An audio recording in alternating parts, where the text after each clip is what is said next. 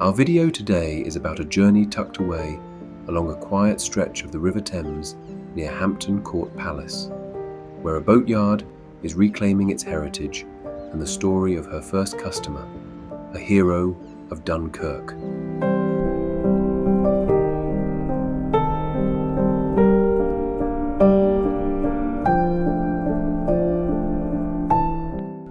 It starts off with me missing the boat, leaving her moorings in Chertsey.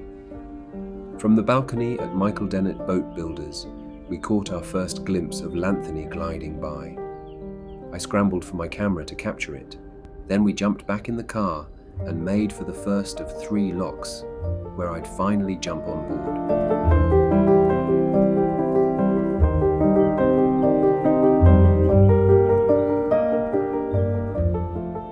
Just upstream from the Thames's gentle sweep lies Chertsey Lock. Built in 1813, it's one of the oldest functioning locks on the river. It's a place where time slows, where boats, like stories, pass gently from one level to the next. Chertsey Lock has seen horse-drawn barges, Victorian steamers, wartime convoys, and now a little ship reborn. Inside Michael Dennett Boatbuilders, Llanthony had been given a second life, restored plank by plank, memory by memory, and now she waited on the cusp of a new voyage. With coffees in one hand and camera in the other, I stepped aboard Llanthony.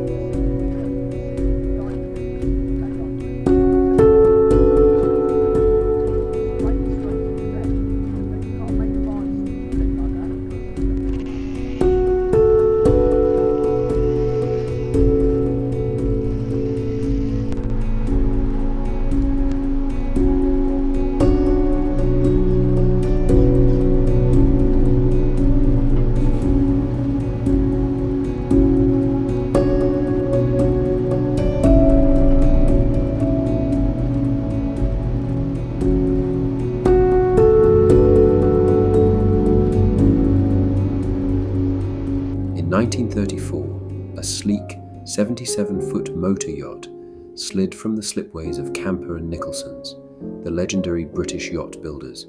Her name? Llanthony. Commissioned by Lionel Beaumont Thomas, a soldier, industrialist, and Member of Parliament, Llanthony was more than a pleasure craft. She was a symbol of a certain kind of elegance and a certain kind of Britain. During Beaumont Thomas's time in Westminster, she stayed moored in London, his floating escape from the corridors of power. Later, she passed into the hands of Lord Astor of Hever Castle, and it's here the legend deepens. Rumour has it, Llanthony played host to one of the most scandalous love affairs in British history, between Lady Wallis Simpson and King Edward VIII. But in 1939, everything changed. As war loomed, the Admiralty requisitioned Llanthony for service.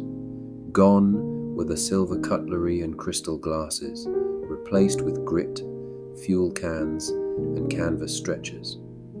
In 1940, under heavy fire and near chaos, Llanthony crossed the Channel as part of Operation Dynamo, the rescue at Dunkirk. Commanded by a young Canadian naval officer, Sub-Lieutenant Robert Timbrell, she made trip after trip to the beaches. Under enemy fire, she carried nearly 280 soldiers to safety. Her decks were packed, her hull pocked with shrapnel, but she returned.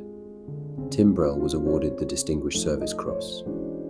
After the war, Llanthony returned to civilian life. She became a charter yacht in Greece, renamed Golden Era. But over time, like so many veterans, she faded, moored on the Thames, slowly falling into disrepair. Then, in 2019, a miracle.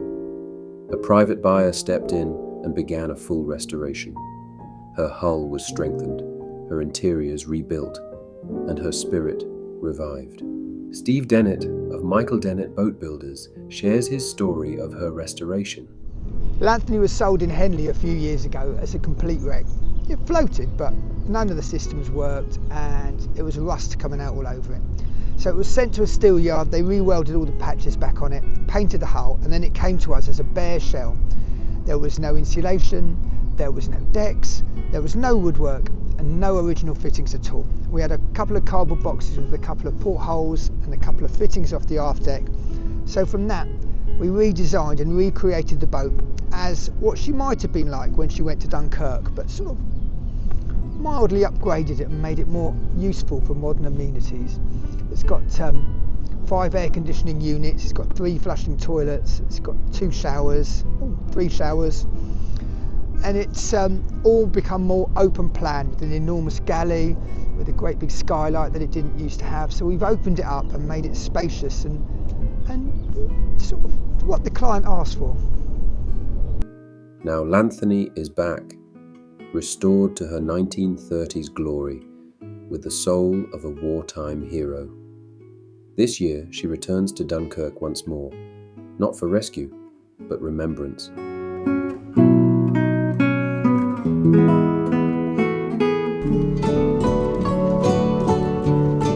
A quiet stretch of river, serene today, but steeped in the rhythm of British river life. Hampton Lock, opened in 1813, helped shape the Thames, guiding bargees, traders and pleasure craft. And during the war, it became a silent witness to history. In 1940, little ships slipped quietly through on their way to Dunkirk, and now Llanthony returns, restored, proud, gliding past the same weathered timbers.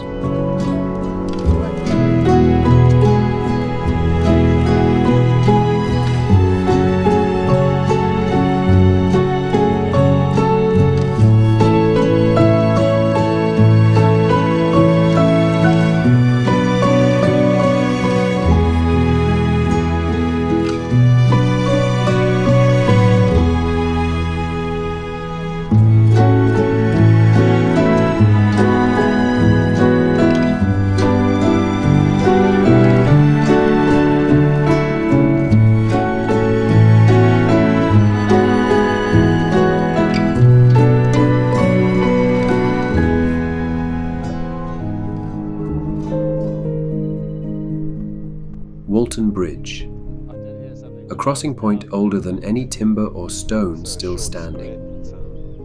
Long before the modern span stretched across the Thames, there was always a bridge here, linking Walton-on-Thames to Shepperton, binding the banks of the river with trade, travel and time. The first bridge rose in the mid-18th century, and since then, 6 different incarnations have stood in its place, each one a marker of its era. Georgian ambition, Victorian elegance, wartime resilience, post-war necessity, and now modern steel. But beneath it all, the river remembers. Llanthony passes beneath these arches as part of her return to life, just as she once might have, under enemy skies in 1940, bound for the Channel.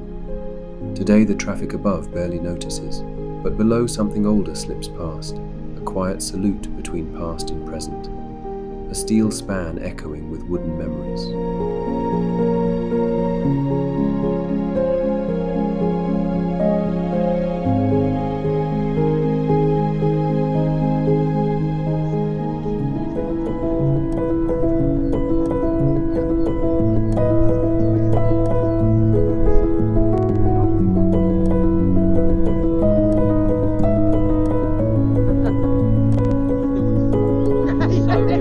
It was so heavy, so big, it just went up and lie down. So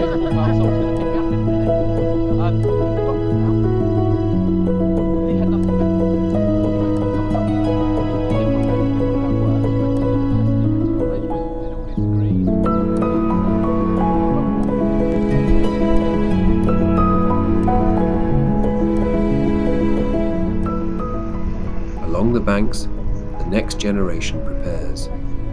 The Sunbury and Walton Sea Cadets, learning seamanship, tradition, and the rhythm of the river.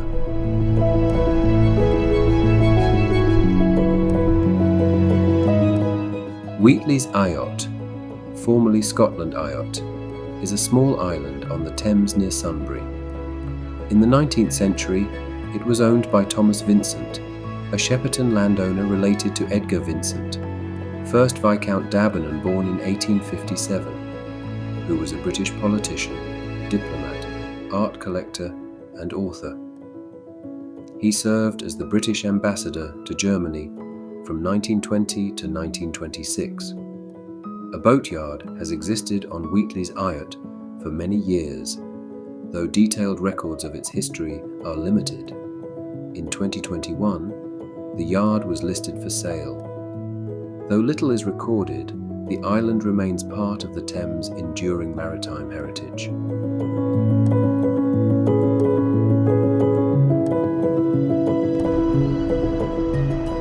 Sunbury Weir sits just upstream of Hampton and downstream of Walton-on-Thames, vital part of the river's story. For centuries, it's helped regulate the flow of the Thames, controlling levels, managing floods, and supporting river navigation. Over time, it has evolved to meet the needs of industry, recreation, and nature. White water from the weir draws paddlers and kayakers year-round, while its stable flow protects local wildlife and habitats. Functional, historic, and scenic, Sunbury Weir is a reminder that even unseen forces shape the river's rhythm.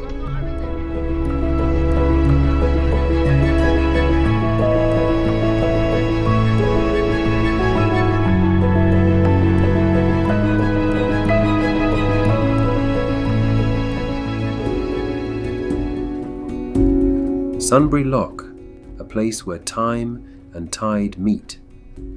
First built in 1812, it was among the earliest pound locks on the Thames, part of a bold system that transformed a wild tidal river into a navigable route for trade, transport, and leisure. The lock has stood through empire, industry, and 2 world wars, through steam and diesel, oar and sail. In 1940, little ships passed through silently, among them Llanthony, bound for the beaches of Dunkirk, crewed by volunteers, ordinary people, called to extraordinary purpose. And now, decades later, Llanthony returns, not in wartime urgency, but in peaceful procession, heading downstream to have her hull serviced. From the banks the lockkeeper waves, recognizing Llanthony's historic lines. Trees whisper softly above, witnesses to decades of quiet passage. Beneath, the Thames remembers. The waters once carried soldiers home. Today, they gently carry a restored veteran, her graceful lines gliding gently forward, reconnecting past courage with future journeys yet to unfold. Steve provides an update on Llanthony's restoration work to be done at Hucks Boatyard today. That's what it is. So we're on board Llanthony, a Dunkirk Little Ship, and we're taking her from our yard up to a dry dock, because before we go to Dunkirk we want to repaint the bottom, move the boot top a little bit because it was never quite in the right place, and change a few skin fittings. So we've got Captain Hook with us, who's driving the boat. I'm just acting as crew. And luckily for us, it's a beautiful sunny day, and we're driving through Sunbury, smiling, thinking that we're lucky men.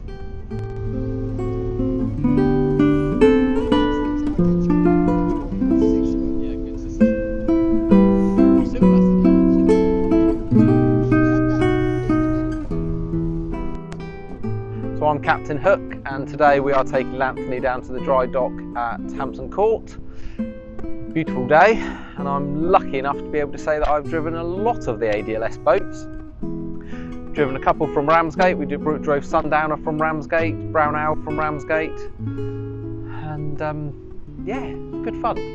This is my office. It's a tough life. Passing by Hampton, we glide past landmarks rich in history.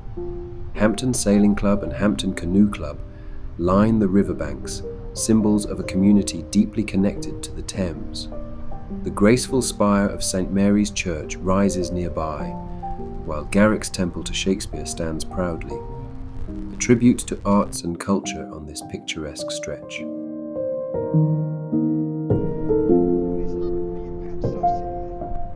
Tag's Island, located on the River Thames near Hampton, is connected to the northern Middlesex bank by a single-track road bridge.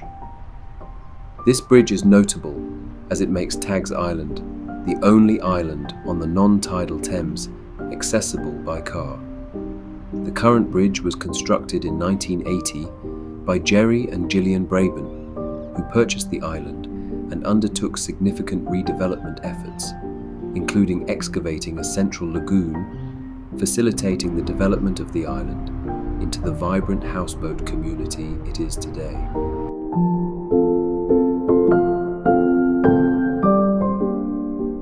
As we near our final destination, there's a quiet sense of awe. The lock comes into view, and with it, the fairy tale silhouette of the Swiss chalet, a striking reminder of the Thames' layered history and charm. This marks the end of part 1 of our journey. Be sure to subscribe so you don't miss part 2, where we bring Llanthony into dry dock and explore the story behind the revival of Hucks Boatyard and the remarkable chalet at its heart.